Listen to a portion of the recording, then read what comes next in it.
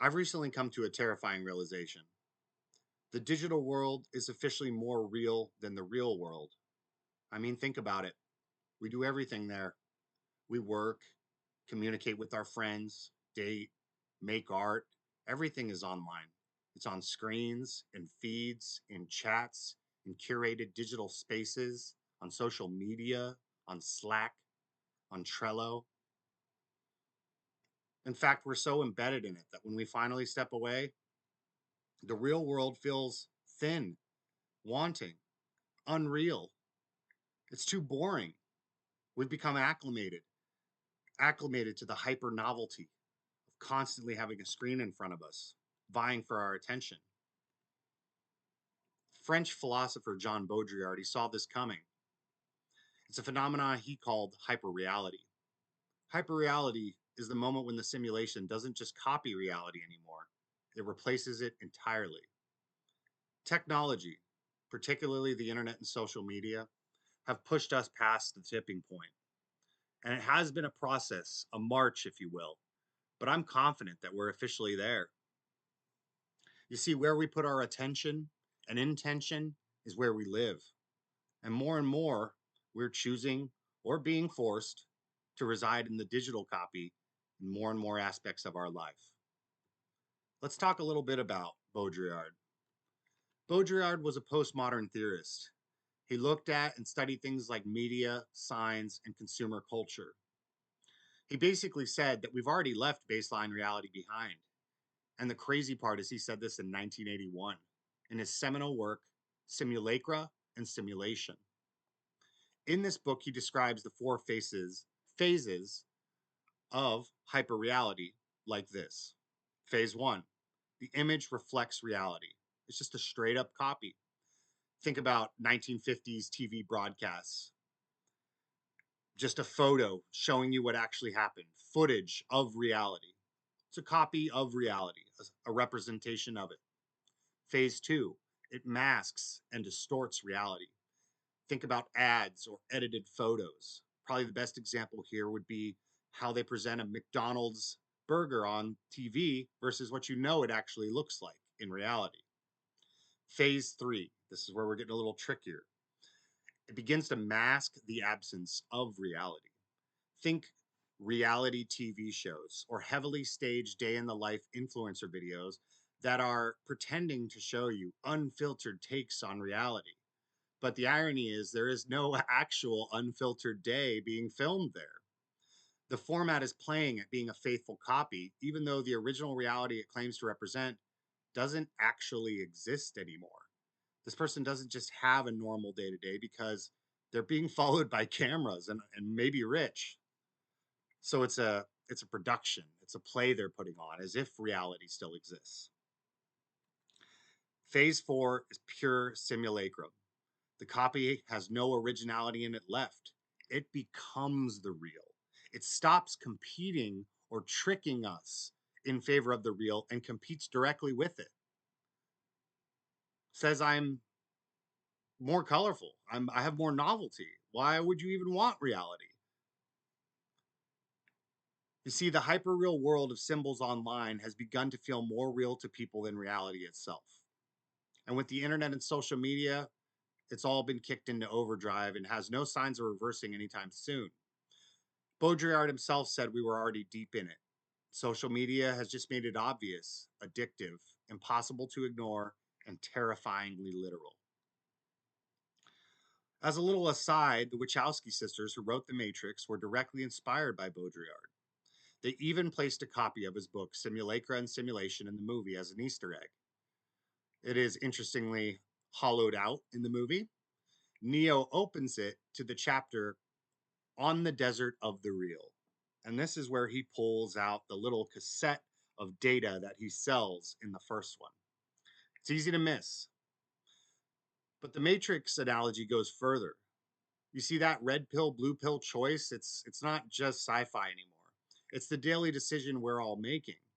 Do you have the courage to live in the real 3D world that's increasingly being abandoned in favor of the digital one? Or do you want the steak dinner and the woman in the red dress, even though you know she's fake? Smartphones, infinite algorithmic feeds, AI generated content, frictionless, always on, perfectly tailored. That's what we're up against. And no wonder we've largely become dissociated and removed from reality. People will chase metrics that don't matter on social media, like likes, followers, engagement, while their actual life is rotting away. They can't exercise any real control in the physical world. More and more, we have these monolithic governments and companies that make meaningful change feel impossible sometimes. Yes, I can pick between a Snickers and a Mars bar and a Three Musketeers, but can I pick whether or not I don't know, we go to war in the Middle East again? Doesn't feel like it.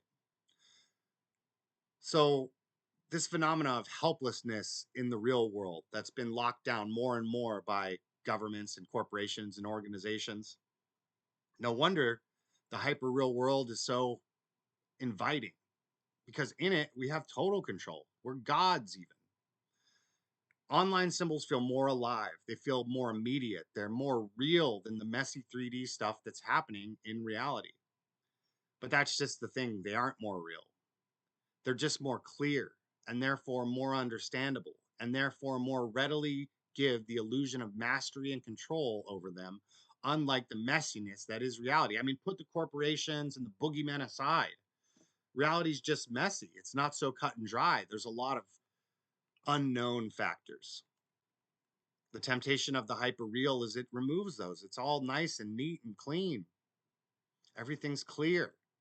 If you want to tweet, you go to Twitter. If you want to learn, how to put on a belt right, you go to a YouTube. It's all very cut and dry and clear because we have flattened the entire world into a 2D space online. And in that 2D space, we become a god. You can control lighting, edit bad parts, curate the narrative, you're a dwarf, a 70-foot tall dwarf goblin avatar. You can delete anybody who disagrees with you from your feed, and you can get instant validation no matter how insane your ideas are. In 3D reality, you're not God. You have to navigate this messy, burdensome world. You have to interface with boredom. You have to deal with rejection. You have to deal with the physical limitations of your body and of reality. Unscripted moments. These are harder. These are slower, but they're real. You see, the hyper real world, it makes you a slave. And it's bad enough to be a slave. But being a slave to an illusion is even crazier, in my opinion. The simulation removes friction and flattens us. It gives us an illusion of mastery. I mean, who wouldn't choose the steak and the woman in the red dress when the alternative is the chaos and uncertainty of reality? And in some sense, does it even matter what's real if your senses are telling you that they're the same? I certainly think it does. And I, for one, choose the cold, hard cave. I, for one, choose the Nebuchadnezzar and eating gruel because it's just not real. And there's a real test for all of us in this. Do you have the stomach to live in the actual world, even when it feels less vivid than the simulation? Or will we keep choosing the comfortable copy and push ourselves entirely into the digital world? This week, catch a moment or two where you're reaching for your digital God mode, 2D reality, instead of staying in a 3D mess. And sit with that discomfort for a second. My channel here, it's for the minority who are willing to feel the cold of the real cave long enough to remember what unfiltered reality actually tastes like. If this video spoke to you, comment the last time the simulation felt more real than reality, or the moment you realized you were chasing metrics while your real life was rotting. Let's compare some notes. Till next time.